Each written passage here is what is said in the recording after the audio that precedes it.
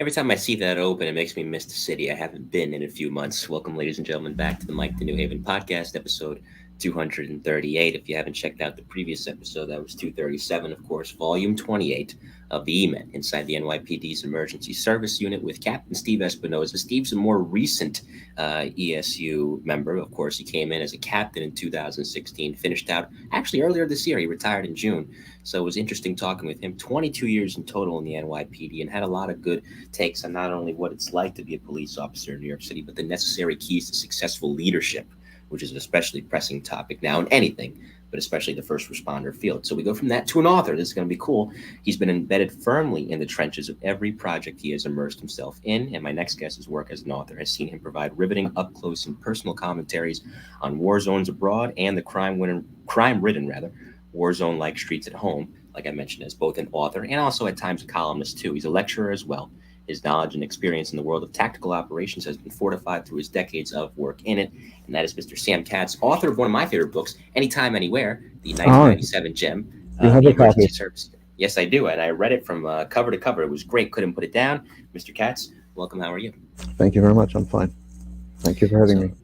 No problem. It's been a long time coming to get you on. So before we get into your work, of course, tell me about where you grew up. In Kew Gardens, New York. Queens kid. Queens kid. Born and raised. It's a magical borough. It's a melting pot that embodies everything that is New York. Where I grew up in an apartment building. You had more languages than the UN. People of every complexion, every flavor of cooking can be found on a different floor, and people looked out for one another. It was a different time back then. So as far as rioting is concerned, did the subject matter that you'd later delve into always interest you? Were you a buff per se from the start, or did it come with time? Not a police buff. I was always interested in military and issues involving terrorism. And I had done a lot of work in the Middle East early on in my career, work on Israel and Israel's experience with terrorism. And then I traveled a lot, and I traveled to Europe and spent time with some European counter-terrorist units. And my firstborn was born, and I didn't want to travel so much. And I thought, let me try and do what I started doing and specializing in closer to home. And it was before the dream team of Bratton and John Miller as the DCPI. Ray Kelly was still the commissioner. I put a request in. It was approved, and I visited ESU while it was still at Flushing Meadow Park. And it was like one of those things where you discover platinum. It changed my world in many ways. Mine too. When I did my ride along earlier, and I'm jealous of you because when I did my ride along, I joke about this. Listen, I'm glad nobody was in dire peril, and obviously I'm not rooting for that. But there was nothing. It was, of course, the one day I went down to 1 and 2 truck. It was a quiet day. Not a single job came over the air. But nevertheless, walking into quarters, and a lot of the inspiration came from this book, which we'll talk about later. I realized, wow, giants are working here now, and giants have once walked through these quarters, and it's amazing to think of just how many people you've been able to profile, as we'll discuss tonight. Quick shout out to our friends tuning in the live chat. Pete Segretti, speaking of E-Man, retired emergency service cop. Pete Segretti's tuning in. Good to see you, buddy. Pete Pranzo, of course, retired NYPD street crime lieutenant. He's an author, too. Jay Driscoll from across the pond, just after midnight in England. Aaron Cook, he's here. Joe Maliga's here as well, and Steve Zlasky. And he wants to know, early question, he's like, did Mr. Katz ever meet Prime Minister Netanyahu? Please let me know. Not personally. It's a peripheral knowledge of him, meeting him through aides. I'm actually working on a project involving someone who worked very closely with him, but I have not met him personally. You mentioned just before I get into ESU in regards to military work and tracking them. During the 70s, there was the hostage crisis towards the tail end of that decade. You head into the early 80s, there's the bombing at the Marine barracks in Beirut. Certainly, even if the country wasn't at war per se, the Cold War was going on, but not actual physical war like you're seeing now for the last 20 years or so. There were still some events that were shaking the country and by extension, the outpost that it had around the globe. So being there, at least being aware of these events, how did that affect your work? And how does one, understandably, after incidents like this, institutions can be closed off. How does one ward their way through that and gain access, but not only gain access, gain trust by extension? Those are two different topics. Gaining access is sometimes luck, especially when you're beginning in your career. Um, Persistence helps. Finding someone in the position of power who is willing to take a chance of trust and also understands the importance of coverage. And this is something that I encountered in writing about ESU, where not everybody was happy to see me. We operate in a bubble. It's a closed-off society. Um, why do we want anyone watching us? On the other hand, people don't understand what we do, and it can be a hindrance in what we do. And getting the message, we're not doing anything wrong. On the contrary, we're saving lives, both rescuing people, taking criminals off the street, pulling people out of subway derailments and plane crashes and car wrecks. It's important that people understand the work that we do, because in many ways, the absolute way, we work for the people around us, Right. public servants. So it's a difficult question. Early on, when I was younger, the book that you raised was written maybe 27 years ago, a lifetime ago. I would be, why won't they be more forthcoming? I have, I want to see it all and do it all. And the older you get, the more you understand that I understand much greater now the position that those who weren't happy to see me felt. Right. Not that I betrayed anyone or wrote anything that would make them look in a negative light. On quite the contrary, they were my heroes. I felt, we were talking even before we went on live about the Mets. It was like I was in the dugout at Shea Stadium. These were the people I saw work and I idolized. But it's a very difficult question. Is coverage a plus or a minus? How do you make sure that you put your best face forward? And are there things that people shouldn't see, or is it all out in the open? I think it's a little bit difficult to navigate it even more so now because forums like this exist, where you don't necessarily have to be there, but you can talk to someone who was and get a good picture. But the key is, do they want to talk to you? You have to build it. I think now at 238 episodes, not that I'm, tooting my own horn or anything, I'd like to think I have. But even then, even now, calling guys up, not just from the police department side, but the fire department side too, the first things I have to do, besides the fact explaining what my name is, who I am, and what I'm looking for, is, by the way, I've interviewed such and such who you worked with, and I'm a friend of such and such who, even if they didn't work with them directly, if it's somebody like, for example, Louis Anemone, they know who that is. A John Miller, they know who that is, and it helps the cause. And at least you have that chance. You have a fighting puncher's chance to say, okay, well, if those guys and gals talk to him, well, then maybe he's not such a bad guy. Because naturally, these institutions are a little bit on the defensive. They've been burned before, and they're trying to make sure they don't get burned again because they don't know you from Adam. And that's, I think, a difference between an author and a journalist. A journalist is out for immediate gratification, where an author can take the time and process things and analyze things and put things in a puzzle and slowly build it. Um, it doesn't mean that the author always gets it right.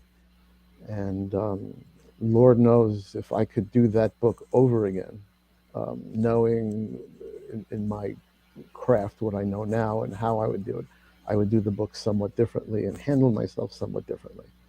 Of course, I don't think I'm limber enough at my age to get into in and out of the REP quickly enough before people start throwing stuff at me. But it's a mature process. But it's journalists. I remember when I was writing along with ESU, there were journalists in the various tabloids of the city that would burn people and that people couldn't speak in front of, and that images were selected because they were provocative and could get someone in trouble. Of course, nowadays, those were 35 millimeter prints or slides. Nowadays, it's all live and web, on your phone, and people, can get burned seriously. It's a completely different universe. Right. And it's not even journalists that are doing it. Not to say that they're completely, not casting a shadow over all journalists. Some journalists can still be guilty of that. It's just the average Joe and Jane on the street that has that phone. And like we just talked about, the forums are different now because that's kind of the downside of the tech boom in the 90s, and by extension, the continuance of said boom well into the 21st century, the modern day. That now you talk about walking on eggshells, it's night and day. I'm not saying that there weren't problems when this book was written in 1997 that ESU had to be very cognizant of, and by extension, the police department as a whole. But it seems like the golden age now, not to wade too far into the issue, a quarter century later, when you look at how much the game has changed and what the modern officer has to contend with. Well, back then they were kings of the city. If they wanted to do something, or they needed to be somewhere that they were seizing the initiative, they could do it. Now everything is GPS monitored. I'm assuming their body cams. Everybody knows where everybody is. Big Brother is watching, and I don't know. Again, I'm very removed from it. I don't know if that's a good thing. Um, you know, is a very tight knit elite squad better if it's autonomous, or still under the very rigid control that's applied to the rank and file? Mm. I don't know. I don't know the answer to that. I know that when I had the privilege of watching them and riding with them, people responded by hunch, and if they kind of advanced themselves geographically to a job that was escalating, and they got there quicker, there was nobody monitoring, or they didn't run the risk that somebody would take a photo with their phone of them crossing a bridge into Queens from Manhattan, or vice versa, on their iPhone, and then post it on Twitter before they even got to their destination. It's a very different landscape now, and I don't Right. envy the guys. No, not so much on my end either. We're talking with Sam Katz. He's an author, of course, and a columnist as well. Happy to have him on the podcast. He's written several books, and amongst them, like I said, my favorite, 1997's Anytime, Anywhere, which spent a year with the NYPD's Emergency Service Unit, mainly Truck 2 in Harlem. Just briefly, as far as your craft, you mentioned your craft earlier. That first book, I remember having this conversation with Mike Lupica when he was on last year. It's easy and it's hard in that it's kind of like an album. You spend your whole life writing it, and then time comes to kind of refine it. But nevertheless, to actually sit down and compartmentalize it into chapters, leaving things out, adding things in, it's a constant mental tug of war Tell me about the process and what it taught you and how it's still guiding you to this day. First of all, the process sucks. And if anybody's listening and they want to become writers, I beg of you to go learn a trade, become a plumber, an electrician. Your life will be much, much easier. Um, each book is different. Um, the the difficulty with the book Anytime, Anywhere was I modeled the whole notion um, on the book Homicide: Life in the Street, Love the book. and to spend a year, and I wanted to do it with one squad. And as it so happens, I was Harlem at the time, Washington Heights, Manhattan North was really interesting, and the guys in the squad were really amazing. And but there's a difference between detective work, where cases, and a case can last 2 weeks, 2 months, 2 years, and incidents. And ESU is more incident driven. It is incident driven jobs, catching it on the frequency, rolling out, depending what assets need to be deployed. So I wanted to pick up different aspects of the work. But going back to the craft, if I was to do it now, and I'm hopefully a little smarter and a little better at what I do, I would have focused a lot more on the talk inside the cabin of the REP and at the table at quarters, where people reflected on the city, and as opposed to the more tactical and exciting elements of the job that were to me were absolutely spellbinding. But to get a better sense of who these guys were, what they did, and the talents that they had. Yeah. And I always found with these individuals in particular, of all, and I've covered units around the world, I found that the guys who were in ESU were incredibly gifted in terms of skills, in terms of dedication, and in terms of their ability to laugh at crisis and pain and sorrow. And I thought that of all the people that I've dealt with, um, intelligence units, specialized counterterrorist units, anywhere in the world, the guys in ESU are the most humane and the most human of them all. I think that sums them up perfectly. And I think that even as equipment and technology and missions have changed in the 92 years they've existed, I think that's the same thing at their core because, again, that book, just to go back, and that's not even the only book you wrote on ESU. The first one originally was On Patrol with the NYPD's Emergency Service Unit in 1995, which I Yes. think was right after the merger of both housing rescue coming into play and transit rescue coming into play and being absorbed into the NYPD as well. The same conversations that those guys were having at quarters in 95, 96, 97 are still being had now. I mean, even what's the old saying, the more things change, the more they stay the same. And I think it's so true of them. And I think the same is also true. One of the books that comes to mind for me is The Last Man Out by Tom Downey, nephew of the late Ray Downey, former FDNY chief of special operations, who was killed on 9/11. And that it focused on exactly what you just said, not just the jobs at Rescue 2 in Brooklyn, where he spent a year, were going to, but also the conversations at quarters, not only about the jobs, about life at home, about obviously how the city was, even things, some minor things, minute things like the commute into the city from Long Island. You get to look at just as you said and nailed on the head.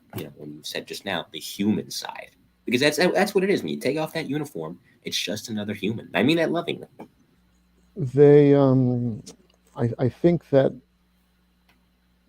police officers in general, but the ESU officers in particular, had a very unique way of understanding the city and understanding their landscape when it came to crime and bureaucracy and injustice. And I don't mean injustice for some of the people that they protected, but also the injustice of politics of the city and of the job.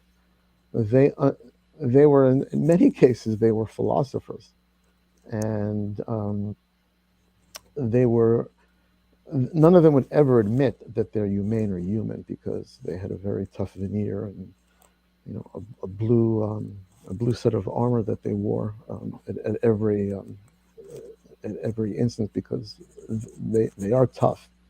And sometimes I would see feats of strength that even to this day I can't believe that someone of our species is capable of lifting and doing. Um, but they they understood a pulse beneath the job in the city, and they often expressed that at quarters or at coffee, and some of them were the job got to them, and you could tell that with their personalities. Some of them were eternal optimists, and some of them just had the greatest sense of humor known to man, and you would love to be with them. I used to come home sometimes after. I would sometimes even do double shifts. I was enjoying myself so much. I would come home with my stomach in pain because I was laughing so hard. And it wasn't humor that was translatable. You had to be there. But it was a way that they coped and that they understood. And I miss those days. Yeah. If you don't laugh, you'll cry. And, I guess it applies to, of course, your work covering the military. Think about the stuff that you have to see. And some of it is just, it's heartbreaking. The chapter on jumpers, I mean, some of them are not necessarily suicidal, as you talked about in that chapter, as much as they are looking for attention, looking to be a pain in the neck. But there are some of these people who are having a breakdown, who are in agony. And there were some that they were able to save in that book. There were some that they couldn't. And I felt that the way that they dealt with it was interesting because there's something that Keith Olbermann once said on his former show Countdown on MSNBC, and it's true. Gallows humor can be your best friend sometimes, and for them it is. And at least for some of them it was. Gallows humor was very strong, and they were also very cruel to one another in terms Yes, they were. of the humor they expressed, and that was a defense mechanism. And I I was very fortunate that they accepted me in some trucks and in some squads as a fly on the wall that they Right. didn't want to swat. And I heard things that were, you know, I would have been offended, but they took it in stride. It was part of the language that they spoke, and it was a coping mechanism to deal with the pain and the anguish and the suffering that they saw on a daily basis. It's not easy to pull someone or the remains of someone out of a wreck, clean yourself off, and then do a warrant, and see how sometimes people live in buildings where drug dealers took control, and people wanted to raise families in absolute fear. It did something to you. It does Yeah. something. Yeah. Even I always talk about it on with both the FD and PD guys, main under jobs. Joe Ocasio, who thanks to I was able to find out about him because of that book, and I recently had him on the show. Found out he was a transit rescue cop too from your book, and he mentioned the first man under job he had, the person looked like a mannequin, didn't even look like a person. And I remember Franco Baraducci, same thing. He was featured in an episode of Cops, former transit rescue guy, later a Ford truck guy that thankfully you didn't see the whole body because they blurred it out on TV. But in that episode, which is on YouTube in its entirety, the person's leg looked awful. And they had no clothes left because they've been tumbled about 75 feet. To see those type of things, and then boom, now you go into somebody that's stuck in the water. Rather they jumped in there on purpose, or rather they fell in. Now you're going to a building collapse. Now you're going to a warrant. It's, as Kenny Winkler once told me on this show, with my ESU miniseries, no two jobs are the same. And I want to spend more time on that book and that unit with you a little bit later, but you've done so many other interesting things that we should talk about.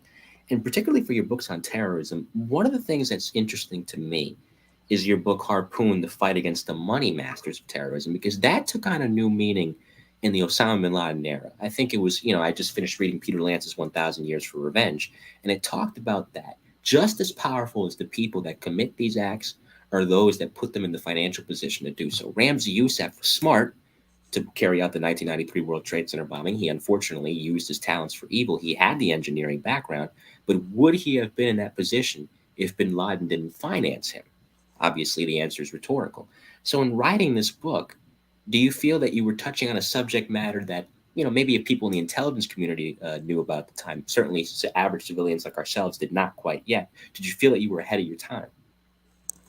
I don't. I'm never ahead of my time, sadly. A day late, dollar short.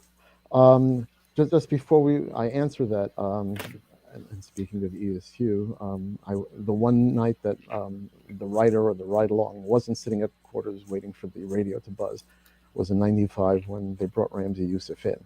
Mm. And that would later translate into a book that I wrote on the State Department agents that captured him in Pakistan. Yep. Um,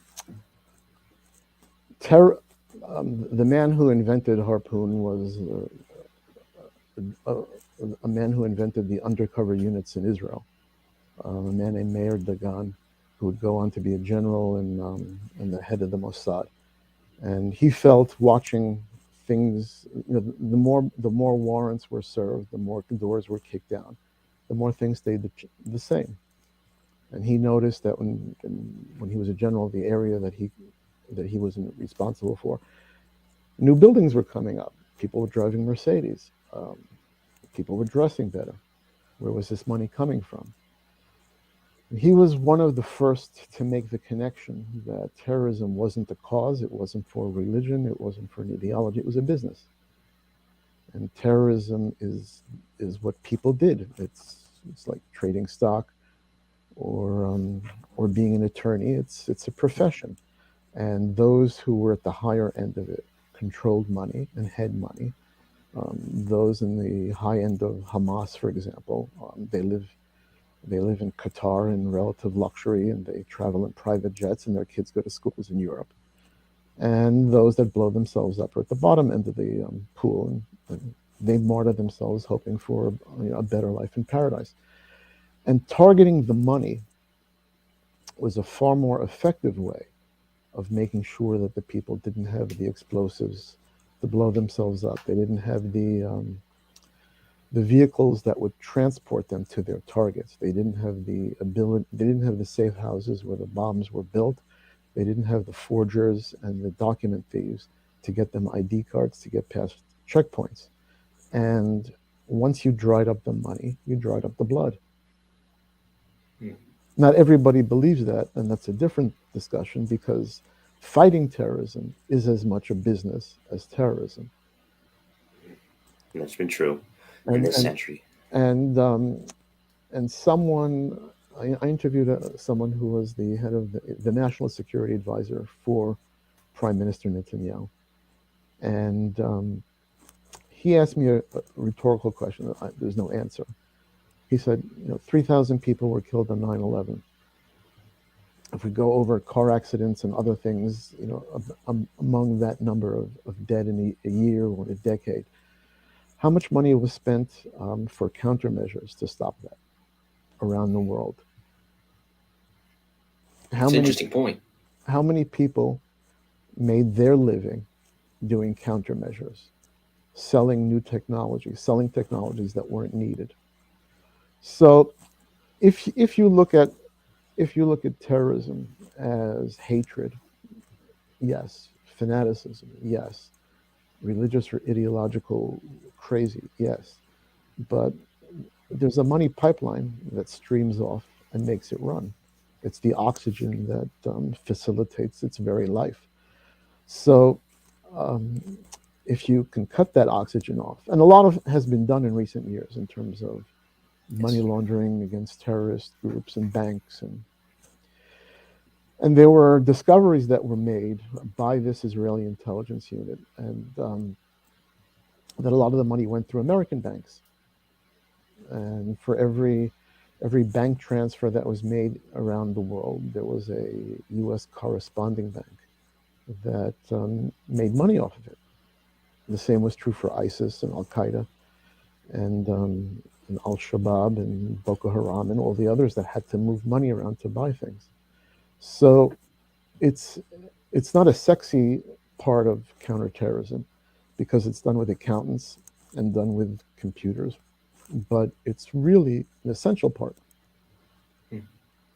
like with any business, and I remember having this conversation with customs agents too. Same thing with the drug business. Generally, you think about street dealers, and yeah, they're raggedy looking around the corners, looking around, making sure the cops aren't around. The higher level guys, the cartel type guys, in Colombia or Mexico, same thing. They send their kids to really nice schools. They dress like businessmen. They walk around looking like they belong on Wall Street. It's just another day in the life for them. It's just an average business. And they have so much intelligence. But like I said before, unfortunately, instead of using it for good, which they easily could, they use it for things like that because unfortunately for them, being bad, there's more money in being bad, it would seem.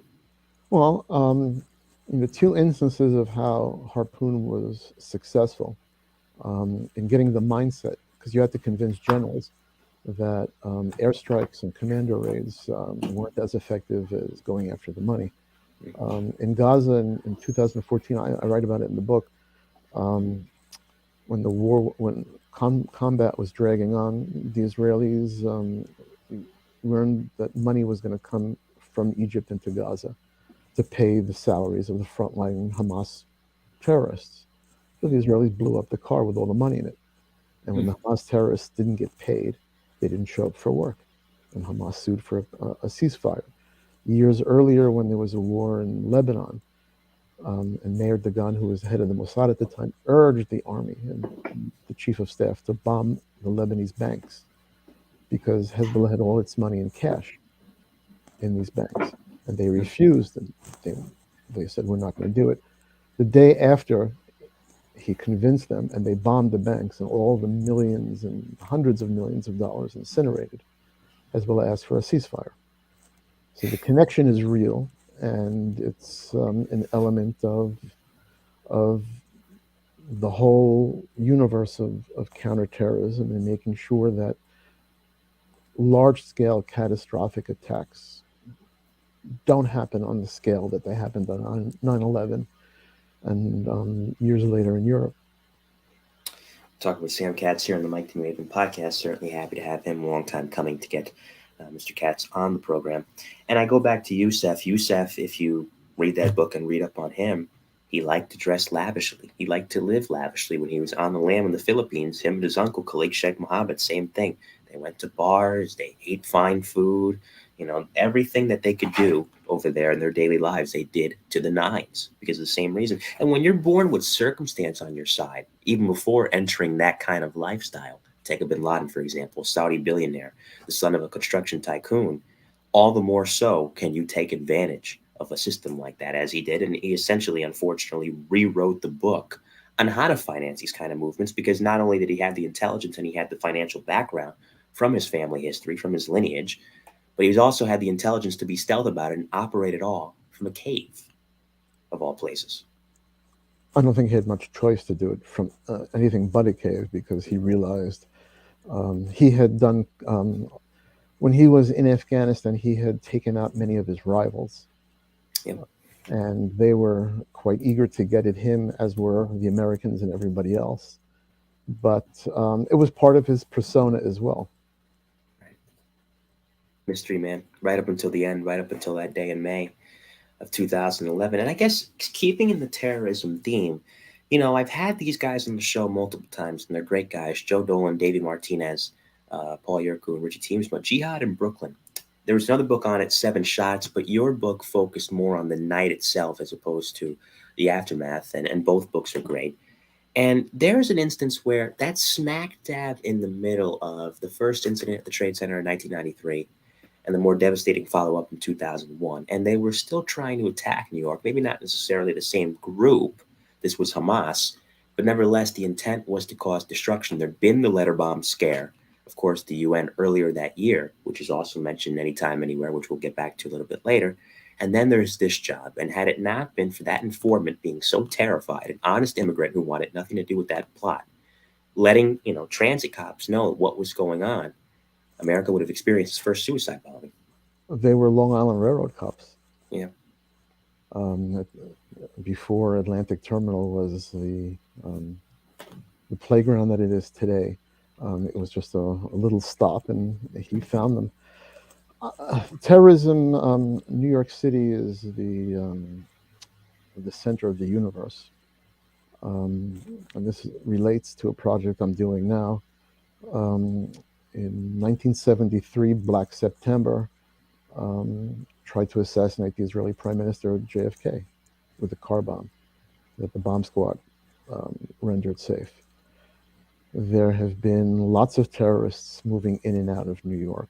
Um, the UN is here. UN delegations are here. A lot of times, Yasser Arafat spoke here in '74, 2 years after the Munich Olympic massacre. New York City will always be a target, has always been a target. It's just that the World Trade Center bombing was in '93 was a wake up call. It was a wake up call that was not necessarily people hit the snooze button. It was something, and the world became a lot smaller. Um, the smarter it became, the more technology connected everybody. So what happened in Jerusalem affected what might happen in Brooklyn or Manhattan, and there was no sense to think that we were immune. I mean, just remember that the blind sheikh lived in Jersey City. Mhm. Operated a mosque in Brooklyn. People who were recruited to fight with Bin Laden um, moved in and out of a mosque in Brooklyn. Mhm. The CIA, apologies for the dog. The Hey, doggy. CIA ran a lot of what went on in that mosque. New York is a very cloak and dagger city, even though it doesn't appear, especially now, it's different. But when the war was going on in Afghanistan, um, when people were moving in and out, it was a frontline city of participants. The people involved in the plot for the bombing of the World Trade Center would jihad in their private time. They would go back to Afghanistan and fight. Um, there's no way to New York City can't be the capital of the world without having a lot of the ailments that the world possesses. And that incident, Jihad in Brooklyn, was a perfect storm because it could have ended horribly. It could have ended with hundreds of dead. And to this day, there's no proof. There's no um, irrefutable facts that this was a organized Hamas plot. It could have been that they wanted to do. The two men wanted to carry out the crime as lone wolves. It could be that they had some sort of arrangement back home that inspired them. That has yet to be determined. But I always am of the belief: who cares? Um, Right. does it matter that so many people were killed in an international plot, or that Timothy McVeigh built the bomb with two other people? The end result is catastrophic, and stopping the catastrophic is just as important from stopping the people that are plotting it. Right. Because even if they didn't get to that subway, if Joe and Dave, all Abu Mezer had to do, and the other one, Lafi Halil, had to do was activate two more toggle switches. Yeah, If Joe and Dave didn't do what they did when they did, everybody in that room, that entire entry team on the ESU side, hello, Buggy, and of course those two individuals would have all been killed. yeah. Well, had one of the officers cut himself in the apartment, um, the he might have gotten an infection and been critically ill. But each of these guys were shot 3 or 4 times, Yeah. and they all managed to live. It's the perp's luck. Hmm. The the There was a lot of luck that night, and I think luck in many cases in counterterrorism um, is a great unknown that people don't thank enough. Um, you know, People always ask me, all the people that I visited and all the units that I've seen, who is the best. and there is no best. Any unit is as good as its last screw up. And had something gone wrong that night, who knows if ESU would exist today the way it exists today. Right. Um, and that that asks a larger question in terms of people in command and decision making level, how they deal with adversity, or how they allow their own personal politics and ambitions from perhaps endangering something that doesn't need to be endangered or threatened, or making public servants, police officers, worry and look over their shoulders that their jobs and their livelihoods might be threatened if they not if they don't do their job, but if they don't play along in a larger picture. And this goes back to what we started talking about earlier in terms of letting people inside the bubble. As you know, that incident caused some friction with the individuals who were involved Yeah. because In both units. in both, yes.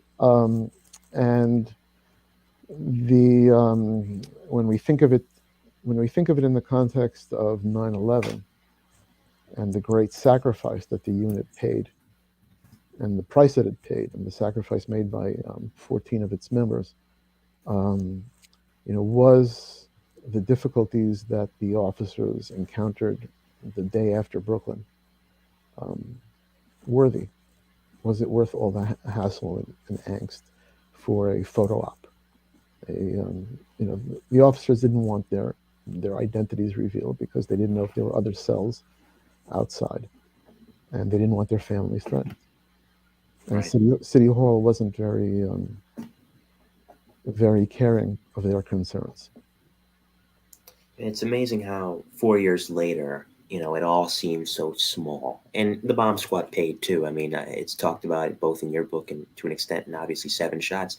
Look at Danny. Danny Richards, of course, same thing. He wasn't involved in the '97 job. He was actually in Bosnia at the time on an anti-terrorism mission as a UN peacekeeper. But when you look at obviously the price that he paid not coming home that day, the price that those 14 members paid, two of them coming from Seven Truck and Ronnie Clover and Santos Valentine, which is a truck that Joe and Dave were operating out of that night, did the photo op really matter? And I think it's something interesting that Phil Pulaski, not on the air but off the air, brought up to me is that I'd had Howard Safer on the show. He was very good in the interview I had with him, not knocking him. But when he left in the summer of 2000, compared to when, let's just say, when Ray Kelly came in about 2 years later, it was almost like two different cities. It was almost like two different worlds. And like you said, the world was a lot smaller then. It got even smaller after that because, well, look at 1997 and the circumstances that led up to that particular job. I believe there'd been a bombing of a market in Jerusalem that The day killed about before, 30 people the day before. And a day later, you almost had something similar play out on one of the busiest subway stations, not just in that city, but in the world. the interesting thing about that was that it was the same MO. It was a Mutt and Jeff team. One guy smaller device, one guy larger device. And in the bombing of Jerusalem, both suicide bombers dressed as lawyers. In Israel, lawyers wear white shirts, black ties, and black blazers. And they were masquerading as attorneys. And before the first bomber blew himself up, he looked across and he smiled at the other one and then set himself off. And then when there was carnage and destruction and the first responders came in, that's when the second larger device hit. And it was a tactic that the Palestinians had perfected in the years earlier. In 1995, there was a huge suicide bombing of a road stop where soldiers would buy snacks and cigarettes before going to their base. And again, the two bombers were dressed as soldiers. The first one blew himself up. There was death and destruction. The first responders came in, bomb squad, paramedics, fire, and the second one blew himself up.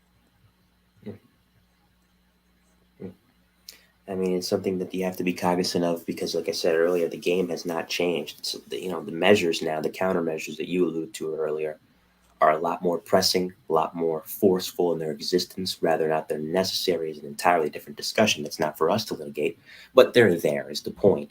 Whereas, even though they might have been there to an extent during that time frame, the forceful nature of them was not nearly as much as it is now in 2022, about to be 2023. And just a last note before I get back into Anytime, Anywhere, and we'll spend some time on that. That's how we'll close. Beirut Rules kind of follows a similar trend. And, you talk about, again, homicide, death, destruction. This one involves the CIA. This one involves Hezbollah. And you have a CIA chief that we talked about sacrifice, makes that sacrifice abroad. And the implications always seem to come back home following that trend of a small world. So tell us about Beirut Rules. Beirut Rules is the story, the tragic story of William Buckley, who was a Silver Star winner in Korea, recipient rather, in Korea, Special Forces veteran officer in Vietnam. He was a CIA paramilitary specialist. And after the first bombing of the U.S. Embassy in Beirut in March of '83, the entire U.S. intelligence network in Lebanon and for much of the Middle East was destroyed. The bombing, although it destroyed the building, it hit when there was the entire station was meeting for lunch. So you had all of the CIA assets in country in one room, right below a massive improvised vehicle explosive device. And William Buckley he volunteered after being asked to volunteer to be the CIA chief of station.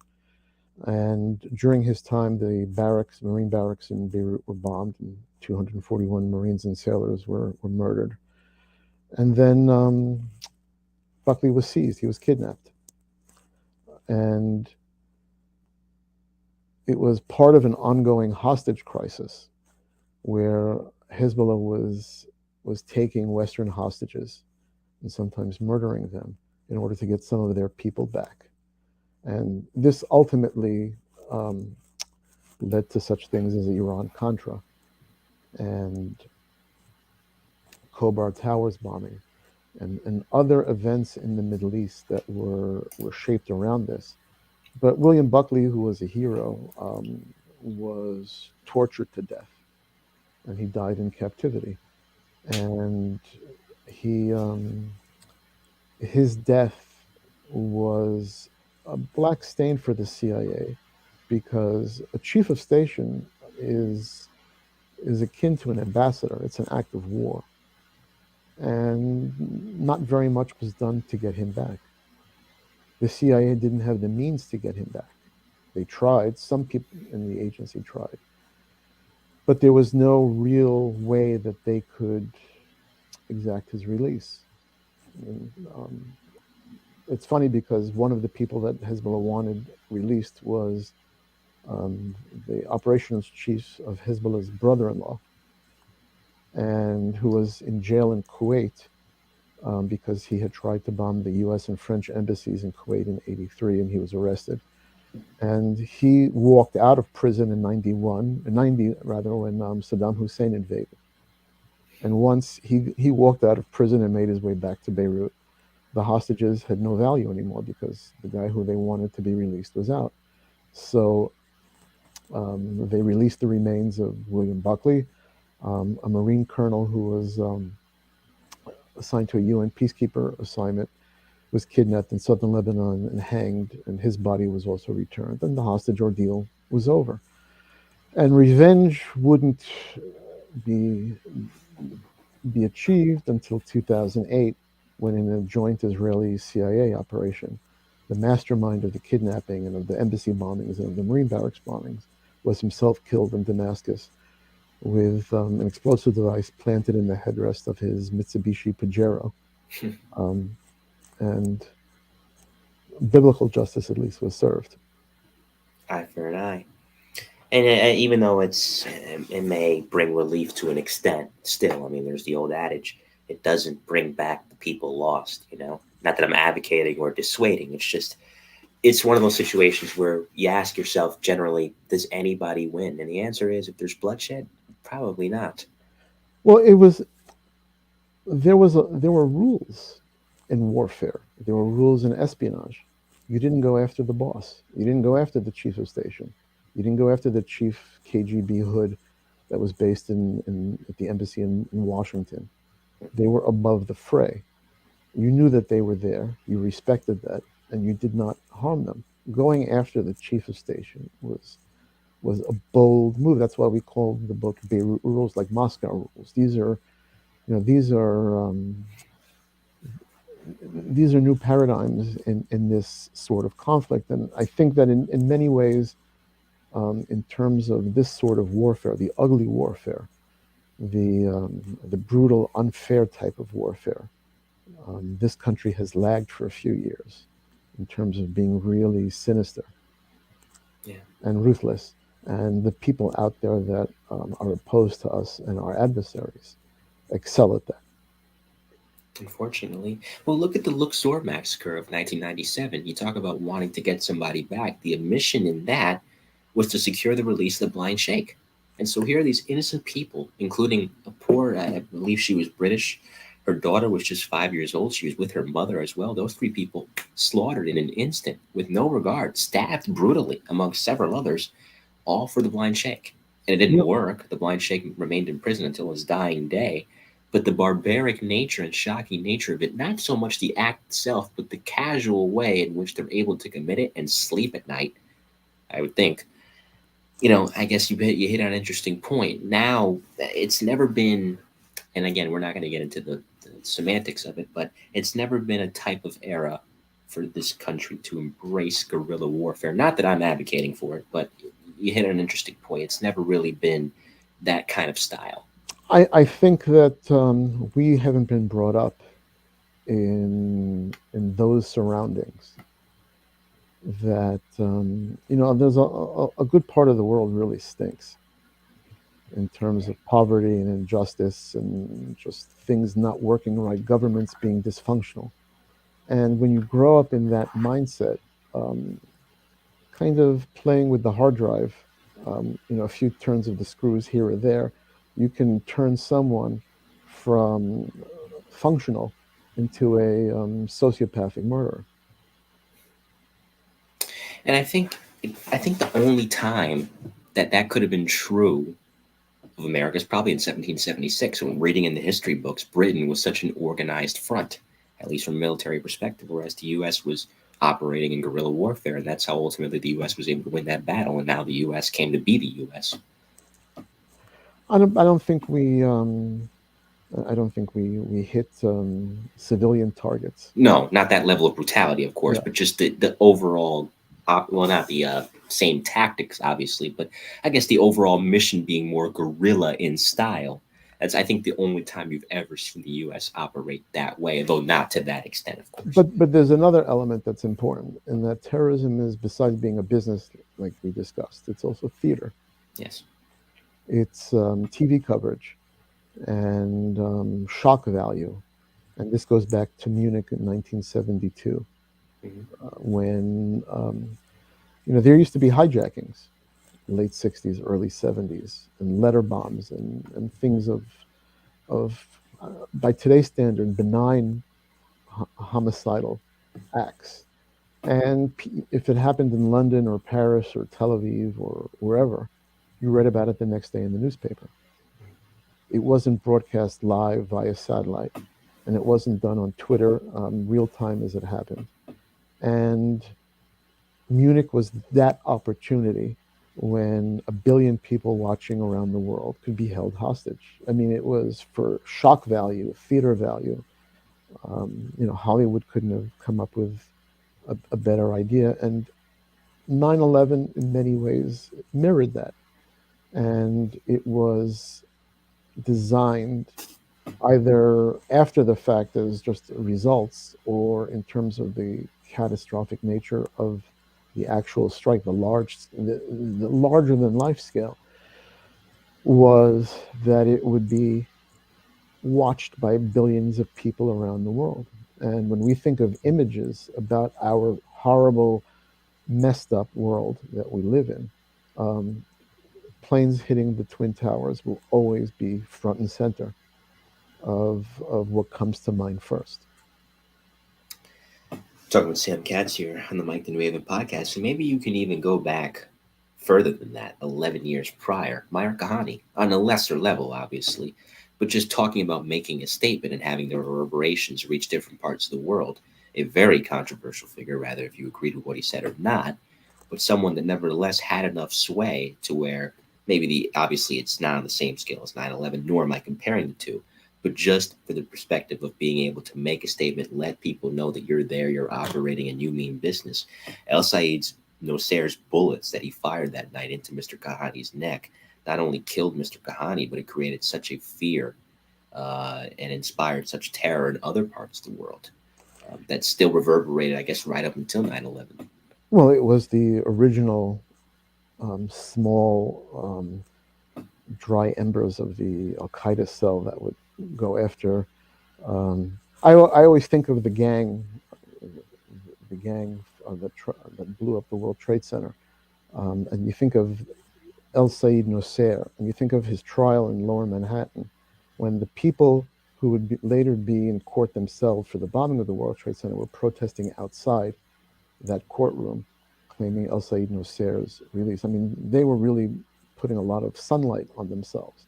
It always reminds me of the scene from Goodfellas before the Lufthansa heist, when Ray Liotta's character saying, "This is the crew that was going to do this robbery," and he introduced all the odd fellows. They were all odd fellows and imperfect people, and they were operating in plain sight. I mean, they were out there in the courtroom. Had law enforcement, federal law enforcement, taken this more seriously, all these individuals should have been under surveillance right then and there at the trial. And perhaps the bombing of the World Trade Center doesn't happen. Perhaps a lot of things don't happen. That was brought up, and of course, 1,000 Years for Revenge by the aforementioned Mr. Lance. And look at Mahmoud Abu Halima. Talk about guys doing things on their downtime. He was a cab driver. By day, he was a cab driver. He murders Mustafa Shalabi in 1992 because Shalabi was found with Mr. Abu Halima had red hair, still has red hair, he's still alive. Shalabi had his red hairs in his hand.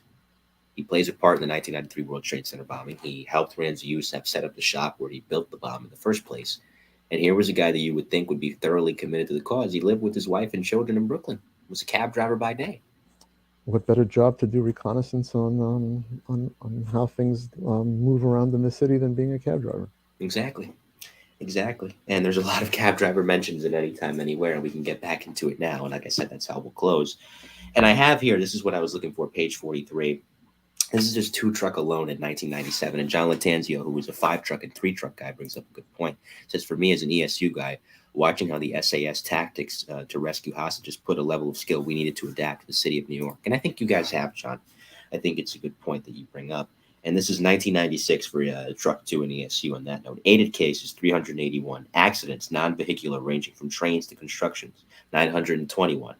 Accidents vehicular, 951. Suicides and jumpers, 244. Assisting other police officers, 3,015 of those jobs. Tactical assignments, 433 of those jobs. Bomb jobs, 260. Anything else, 667. EDPs, 4,397. Not busy at all. I don't think they were doing much. They had a lot of downtime in 1996. They did have a lot of downtime. There was nothing going on in New York City. Nothing at all. And here you come in, and again, it's interesting how they look at the city, because you mentioned a good point when you had the chapter on the Empire State Building shooting. Speaking of terrorism, in February of 1997, that was later classified as a terror attack. 15 years later, I believe, in 2012. In 1997, though, they never looked at the Empire State Building the same. After 1993, they looked at the World Trade Center as a cauldron, as you put in your book, a cauldron of death. And they looked at the Empire State Building the same. And there's no more an interesting eye in New York City than the eyes in which a New York City fireman sees the 5 boroughs, and a New York City emergency service cop also sees the 5 boroughs. So, and it's not just that. I mean, the Paul Miller job you mentioned in there was heartbreaking. There was some humor in it in the beginning, but it later turned out to be so sad when both he lost his life And his father did too, who was elderly. You talk about the jumpers, you talk about the car accidents, the moments in which children are injured. But at the same time, it all comes back to that little garage over at the 26th precinct where these cast of characters come in, and you would think they've had enough, you'd think they'd seen enough, but they kept coming back for more, and they liked it. I wouldn't compare it to Stockholm syndrome because there's a lot of great things and rewarding days in emergency service, but and I wouldn't call it gluttons for punishment either because of the same thing that I just said. But I don't know how else to call it. I mean, well, how would you describe it? Kings of the city. They That works. they I always I always remember, speaking of Chief Anemone, Love him. who I adore, and was very kind to me when ride-alongs weren't really allowed, and I was in the middle of the book, but I was the guy sort of kept me under wraps, and I did it anyway. And he once saw me and said I was cowering somewhere where I was hoping he wouldn't see me, and he said he went over the radio and he told the guys, "You can tell Katz to come out. It's okay." And I never forgot that, and I've spoken to him many times about that, and reminded him. Um, at a big job, when you have all the chiefs and deputy inspectors and inspectors kind of worried, will the chief of patrol, chief of department show up? And Anemone would come out, and he would just make a beeline past them and go right to the emergency cops and ask, "What do you need? What's going on?" These were the guys who ran the jobs, not the bosses, and they had expertise in terms of carpentry and plumbing and electricity. I mean, textbooks, PhDs worth of knowledge that they would employ on a job in a building or in a sewer, to save a stranger's life. To me, that was, of all the people that I've ever written about or covered or had the pleasure and privilege to see, um, they were the most, I hate to use that word, angelic. I know that somebody's going to text me back and make fun of it. Probably Stephanakis. Yes, well, I'm waiting to get his commentary, but I mean, they were doing God's work. Some of them were devils, the way they spoke and their language and their ability to articulate certain things to certain people at certain times. But it all disappeared the moment of crisis, the moment that there was an emergency, the moment that somebody needed them.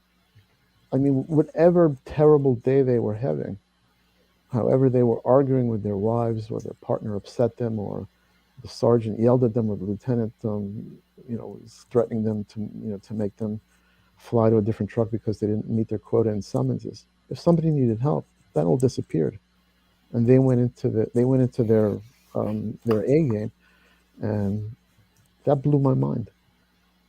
Blows my mind too. In talking with them, and I didn't even get the chance to live it, which kind of makes me, and a kid, of course, I say this in jest, jealous of you because you got to see it up close. I hear the story secondhand. John's been on this show, Animone's been on this show, and it's funny. Speaking of Anemone, real quick, when I put the promo out last year on LinkedIn that I was having him, to this day, the man's been retired since 1999. But people that worked when he was working, if not worked under him directly, swear by the guy. They'll to this day in retirement they'll run through a brick wall for that man, because as you said, he understood who ran the job, and he was never an E-man himself. He's a street crime guy. He'll talk all day about how street crime was a great unit, probably the best unit of all, if you ask him. But he really, really loved ESU. So much so, look at the TWA crash. He went out that night with ESU to Long Island. He adored them, and they adored him, and I think that ruffled feathers for the ranks in between. Hmm. He trusted them, and they never let him down. Never, never. You look at this book now, all these years later, and it's become a tribute because who would have thought, right? Of course, 4 years later or 5 years later, originally, of course, you spent 1996 with them. The book itself came out in 97. Um, that this tragedy in 2001 would take place. John Delara's mentioned this book a lot. Tommy Langone's mentioned this book, as is Mike Curtin. John Coughlin's name comes up quite a few times, and I can only imagine how their losses hit you. When you found out that they were missing. Well, I really haven't been back to a squad since. Um, I was very close to.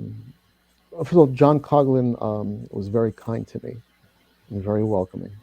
A lot of the housing guys were particularly nice because they never got any attention whatsoever, and Yeah. they turned out to be a very unique breed. But I was, and Tommy Langone was beyond the definition of. My people have an expression, mensch. He was a mensch in spades, and more knowledgeable than every textbook and rescue. It could have had a library out of his head. But John Delara was I was closest to. I adored him. There was not a human being who was kinder or funnier, and that devastated me. And to this day, I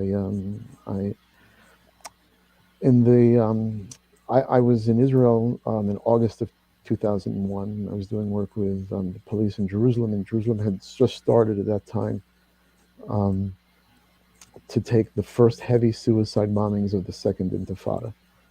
In August 9th, there was a bombing of a Sbarro pizzeria in Jerusalem where 15 people were killed.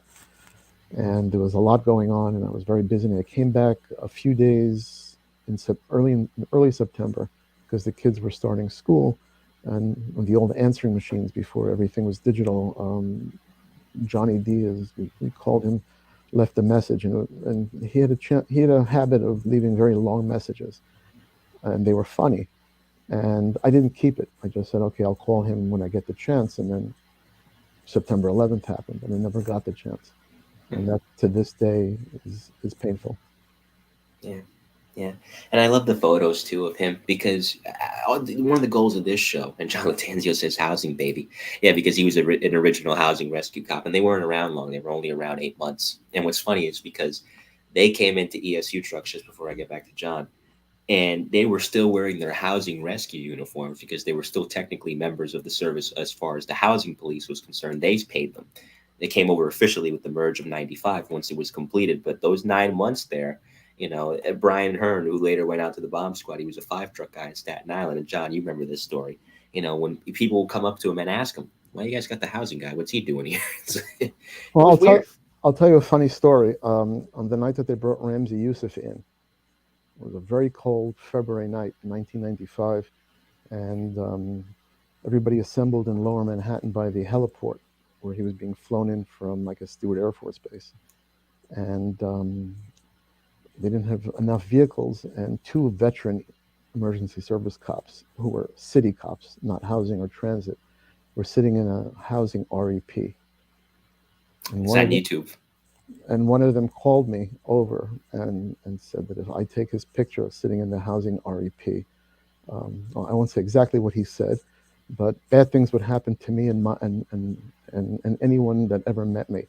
So I didn't take any pictures. The merge wasn't very easy for many to handle, but it was to benefit of them all, and each transit and housing each brought their own special personality and perspective that made the unit much better. Of course. Of course. And like I said, I love the photos that are shown in this book too, because you see John, you see both Johns, Coughlin and Delara. But especially Delara, obviously, since he spent more time in two truck. And you get to focus on how these guys lived, not necessarily how they died. Because now when the name comes up now, inevitably, you think about that day, you think about their last moments, and it is painful. And I never knew these gentlemen, so I can only imagine how painful it is for those that did, both in the chat, of course, you tonight. But when you see them here in different contexts and different times, it reminds you they did a lot of great stuff before that day. That's just the day the rest of the world found out how great they really were. They were unbelievably amazing, and I think that you touch on the photos. Before everybody had cameras in their cell phones, there weren't a lot of photos of these guys, No, um, and it's history that's lost. And I always enjoyed the photo element because you caught them in a glimpse of what they were doing. And this was before. I'm not a photographer by any stretch, and if I would have a penny for every photo and slide that didn't come out, I'd be a millionaire. And digital photography is so much easier, but there were a lot of incidents that these guys were involved in, a lot Right. of that was never recorded. And for future generations, it should be. Right. And it goes back to what we were talking about earlier. But is coverage good or not? Is a record of what happens a positive or a negative? And I think that if it's not recorded, sometimes it can be forgotten, and it shouldn't be forgotten. No, not at all. And one of my favorite photos here is speaking of John. I'm trying to see if I can get a good angle of it. Hang on, let me try to because I'm having a difficult time here. This photo right here, I don't know if you can make it out. It's him and Eddie Torres in the tramway, and Yes, John's just standing there, with his glasses on, just standing tall, and it's a great photo. Henry Medina's in there too, and that guy was in ESU. I think he was in emergency service when they started in 1930. Henry Medina, as a matter of fact, because it felt like that guy was there forever. as the saying used to go, he worked the crime scene when Lincoln got shot. Is that guy? I think he aged out because I remember when I was trying to do my research on him to find him and get him on the show. There was a rescue as late as 2012 where the guy was in his 50s by that point, and he was out there talking some lady out of jumping into the bridge during a very, very, I think, cold winter's day. So yeah, I mean, and like Ray Ruiz, another great guy who worked in Two Truck, he sent me some photos. They're on the bridge in the '80s. So now it's funny because I look at Stephanakis, I'm like, look at you, the senior guy now. He's a senior guy. He's the last man standing. He is, and let's hope he continues standing and reminding people of what it once was Hmm. for many years to come. Yes, yes, yes. When he retires, and which it will be in the year 3000, that's when you'll really see an era come to a close. And as he told me the other day, and you know this, and then we'll get to the concluding segment. It's been a great conversation. His goal, as I've said many times, is to get to the 100th anniversary of ESU in 2030. Then he didn't even tell me I'll retire. He says I'll consider it. I'll consider it. He will make it, and the time will pass in the bat of an eye. Yep, that's true. Well, it's like I said, it's been a great conversation. It's time to end the way we always end, and that is with the rapid fire. 5 hit and run questions from me, 5 hit and run answers from you. You could say pass if you want. And we were talking about baseball before we came on the air, like you said earlier. So I'll ask you, top 5 favorite Mets of all time. Seaver, Kuzman, Matlack, McGraw, and Rusty Staub. Pretty good list. Pretty good list. I have a Ray Ordonez jersey in my closet here. Even like I Num- said, I don't hate the Mets. So number 0 is my hero. it's actually number 10 when he was number 10. Okay. So I like, yeah, I like that the guy because I'm a baseball historian, so I love the guys from that 1999 2000 era. Rude, Seal, Olerud Piazza, was obviously. was a master.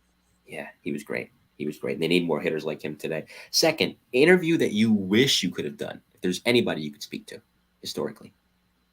Um, I will need some time for that.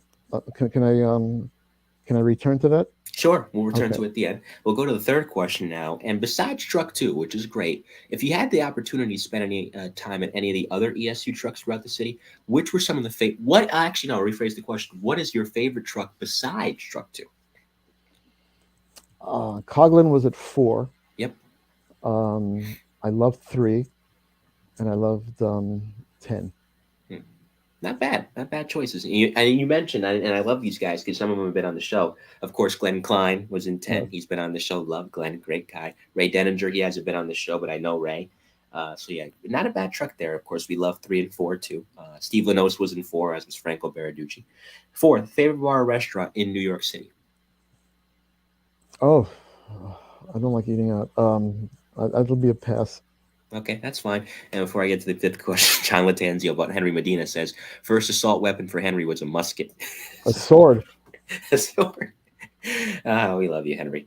Fifth and finally, you've been in the writing business a long time. What advice would you give anybody looking to enter your profession, besides what you said earlier about learning a trade? Um, Writing has changed because everybody can do it now online and in Twitter. Take a topic that only you could write. This is mainly for a first-time writer, but something that's personal, something that only you can write. And sometimes the fewer words you use, the better.